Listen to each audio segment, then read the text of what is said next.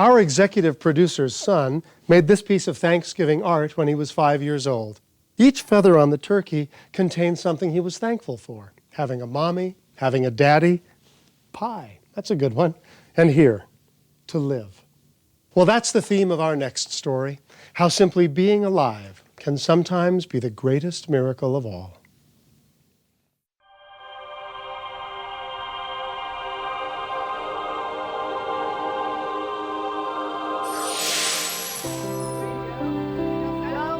Early on a morning in March 2000, a very special group of women assembled on the bank of the Willamette River in Portland, Oregon. Oh, don't forget to sign in. Oh, okay. What made the Pink Phoenix paddling team special was that each of them was a survivor of breast cancer. Karen Swigert joined the team 3 years ago. Pink Phoenix's goal really is to show the community how successful life can be after breast cancer. It's too early. Don't make us work so hard. Joan Kavanaugh became part of the team when she learned that joining a support group actually lowers the risk of cancer reoccurring. I'm not the type of person who wants to sit around and just listen to people talk about their diagnoses. I have a lot of energy, and so I wanted to be around people who had a lot of energy. Hold your stomach in as you go down. All of it? All of it. Sharing laughter and tears, the members of the Pink Phoenix push each other to live life to its fullest. Okay, ready? For Linda Stafford, it was an important lesson. I realize life is too precious. So let's just get to the point of things and get them done so that we can get on with life and enjoy what there is out there. But today's practice would drive that lesson home in a way that no one could have predicted. We got a kind of a unusual start. We didn't have enough paddlers to get on the boat and be able to get out there. So our team position was hanging around that morning.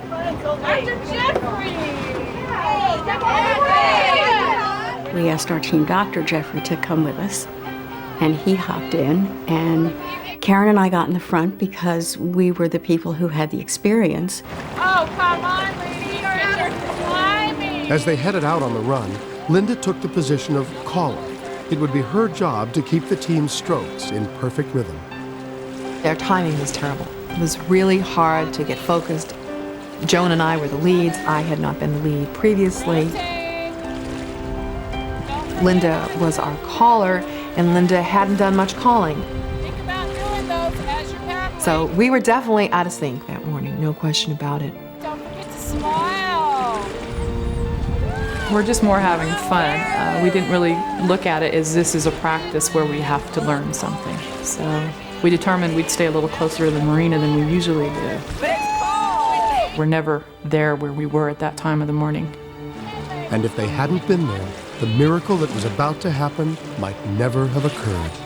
Then as we were paddling, I saw something fall from the bridge. Oh, did you see that? Something red caught my eye, and I said to Joan, Joan, is that a person? Paddles up! Paddles up! Take it away! Let's get over there! There's a moment of disbelief where you're trying to let that sink in. You know, that just doesn't happen. This is a tall bridge. People just don't fall off of bridges. The team quickly moved into action. He is a person! Oh, God. There was no time to sit and talk about whether we should go or not. We just went. That water's so cold. There was so much energy on that boat. We were flying across the river. And suddenly their paddles fell into sync, striking the water with perfect precision and force. It was like everyone was right on target. Fly in the water, you guys! We paddled so fast, so well, like one blade, like we're supposed to do in getting over there. I think about half to 3/4 across the river, we could actually see that it was a person. He was wearing a red parka. It looked like it was down, and it sort of buoyed him up, almost like a life jacket. But then as we got closer, I could see that the jacket had kind of filled with water and was starting to pull him down. By the time the Pink Phoenix team reached the man in the red jacket, he was barely conscious. Karen and Joan reached out and pulled him in and then held on to him. Come on, thank God we're here. We've got you. Just stay with us. We didn't know what we were going to do because the boat is so narrow in the front. There wasn't much we could do to pull him into the boat. But if they didn't get him out of the water quickly, the freezing temperature would surely kill him. It's a very cold river. Survival in the Willamette in March probably is just minutes. And then somebody yelled that there was a fishing boat that was coming down towards us. And we held them up until they got there. Watch out. You're going to be fine. You're going to be fine. Come on. As they loaded the young man onto the boat, everyone prayed that he would live, not knowing the full extent of his injuries. We didn't know at that time what kind of damage might have been done to his spine or any other bones. And Dr. Jeffrey was able to tell as soon as he got up there, checked his pulse, and said, yeah, he's still got a strong pulse. Somebody throw me something warm. But the doctor was still concerned that he might be suffering from hypothermia. We didn't have any blankets or anything, but we all had jackets on, so people started stripping off jackets and handing them to Dr. Jeffrey to cover him with. It's not much, but it keeps the wind off. The boat raced towards the shore with the young man clinging to life. It was only then that the women of the Pink Phoenix realized the importance of what had just happened.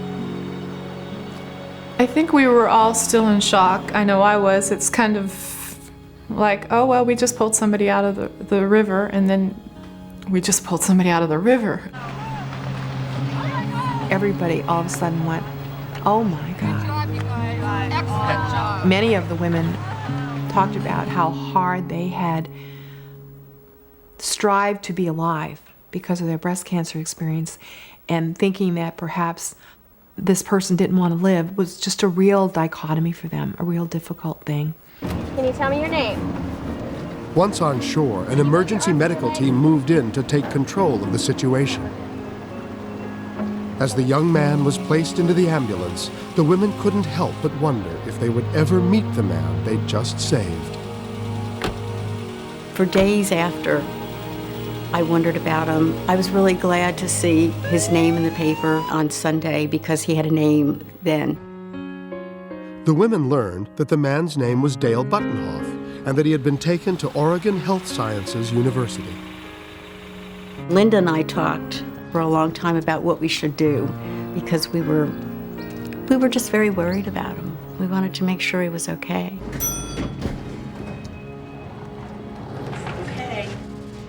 You don't really know whether this person's going to be glad to see you or not.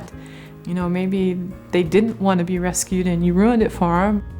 But fortunately, Dale realized that these ladies had given him a second chance to set his life right. I'm Joan. Hi, and I'm Linda. We're from the boat. He showed up with flowers, cards, balloons, and said how nice it was to see me under better circumstances. Everyone on the boat wants you to come down, and we're going to take you out for a ride as soon as you're well. Really? Yeah. He was very friendly and very open and very appreciative. You with it? Oh, thank you guys. Thank You're you. welcome. He was really happy to see us, and that made us feel good. As the women gained Dale's trust, he told them what had actually happened on the bridge that fateful day. His terrifying story, When It's a Miracle, continues.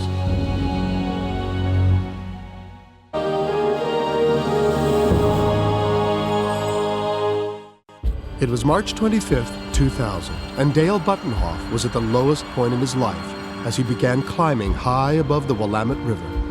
Dale had been battling a drug addiction that had left him alienated from his entire family. I had come to a point in my life where I just wasn't real happy with what was going on. And I just didn't like myself very much. There was just, I guess, just a sadness left at what my life had become. What weighed most heavily on Dale's mind was his daughter, whom he had hardly seen since his divorce. My daughter was about 2 years old, and she's about the best thing that ever happened to me. And just feeling like I let her down. I just wasn't there for her. Just the way I was living my life, I knew I wouldn't be there for her anyway. So I was kind of taking the easy way out. Dale had planned his suicide for weeks. In fact, in order to not embarrass his family, he had stayed clean and sober for 20 days and even bought a new set of clothes. I didn't want to be known as Dale, this druggie who took his life. I wanted to be clean. You know, I wanted people to think that I was in the right state of mind. And at this point, his mind was made up. I don't know what got my legs to just give me that little push to go up and over, but once I did, I knew that I hadn't done the right thing. At the same time, there's no turning back. I'm over.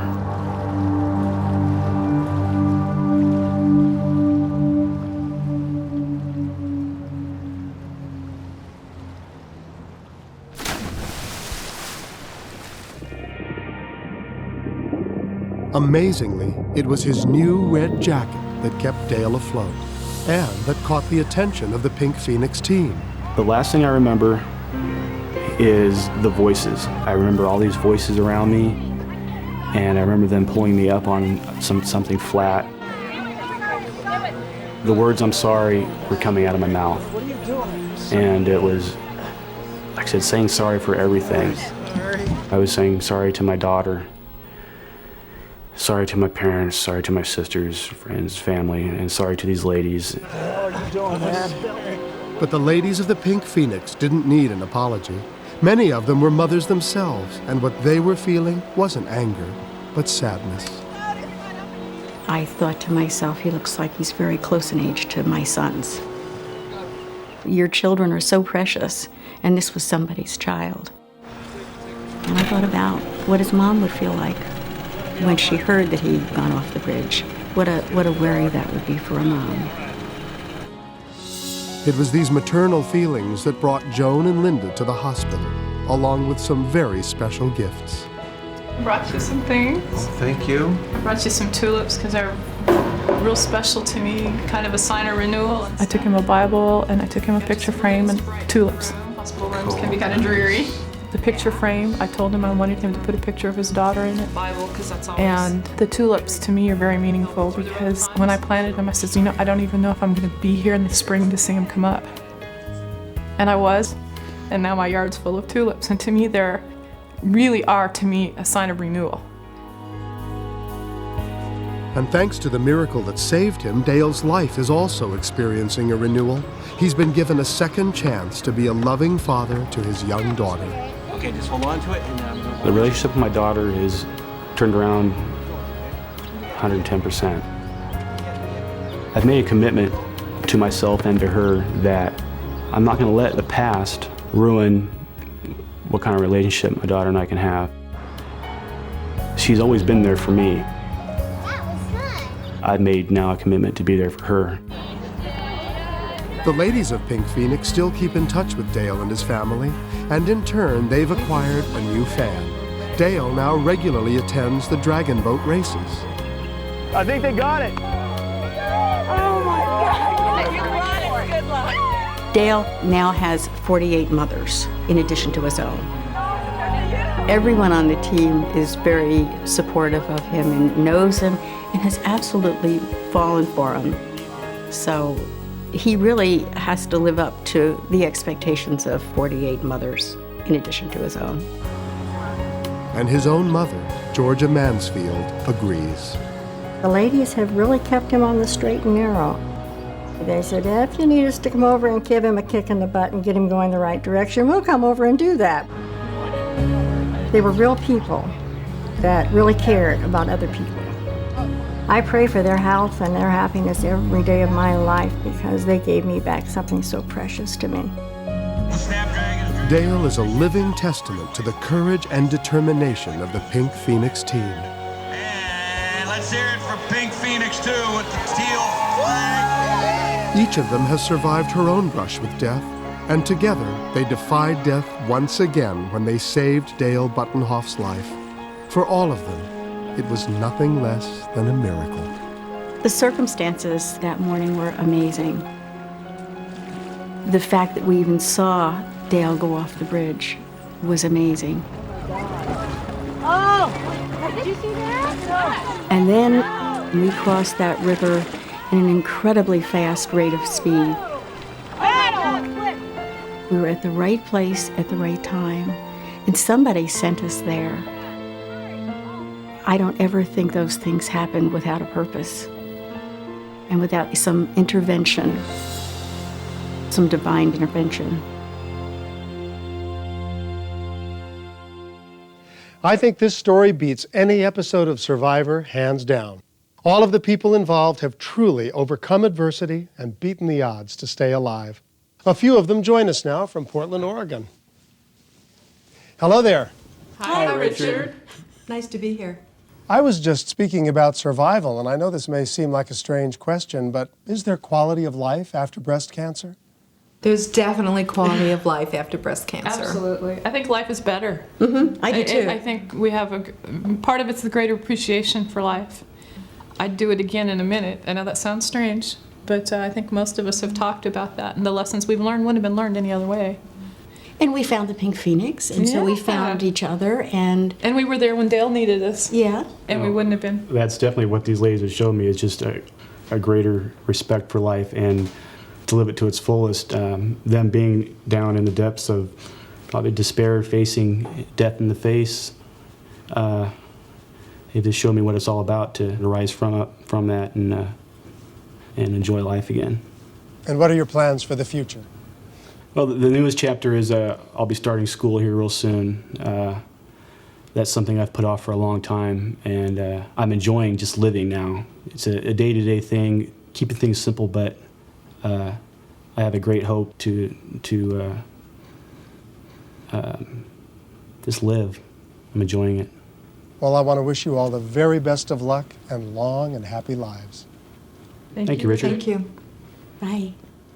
One of the main objectives of the Pink Phoenix is to spread the word about practicing regular self-breast exams and receiving annual mammograms. Remember, you're never too young to get cancer, and early detection may save your life.